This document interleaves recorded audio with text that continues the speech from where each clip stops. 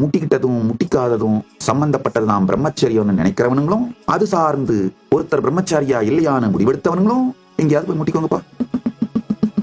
இவன் அஸ்வத்தாம கொடும் வேகத்துல கோபத்துல இந்த உத்தரை கர்ப்பத்துல இருக்க பரீட்சித்து அழிக்கிறதுக்காக பிரம்மாஸ்திரத்தை எழுதிடுறான். உத்தராவோட அந்த கர்ப்பம் தான் ஒரே வாரிசு மிச்சம் இருக்கு. ஏன்னா பஞ்சபாண்டவர்களுடைய 5 மகன்களையும் அஸ்வத்தாம கொண்டுறான். கடைசியில இந்த உத்தரை கர்ப்பத்தை அழிக்கிறதுக்காக பிரம்மாஸ்திரத்தை எழுதிடுறான்.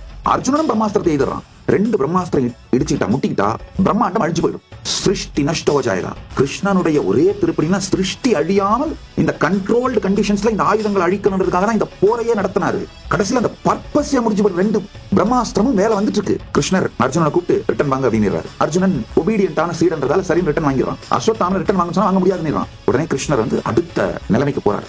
அங்கதான் அவருடைய நித்திய பிரம்மச்சரியத்தை வெளிப்படுத்துறார். அங்க சொல்றாரு, யாதி பிரம்மச்சரியம் மயா சன்னாததி. நான் அகண்ட பிரம்மச்சாரி என்பது சத்தியமானால் இந்த உத்தரையின் கர்ப்பம் ரட்சிக்கப்படட்டும். அத்தனை பேருக்கும் தெரியும், முறையான திருமணமே பலாயிரம். திருமணத்துக்கு முன்பு ராசலீலை கணக்கே கிடையாது. திருமணத்துக்கு பின்பும் ராசலீலை கணக்கே கிடையாது. பிறந்த குழந்தையே இருக்காங்க, மகன் இருக்கான். பிரம்மாஸ்திரத்தை தடுப்பதற்கு நான் அகண்ட பிரம்மச்சாரி என்பது சத்தியமானால் இந்த உத்தரையின் கர்ப்பம் ரட்சிக்கப்படட்டும்.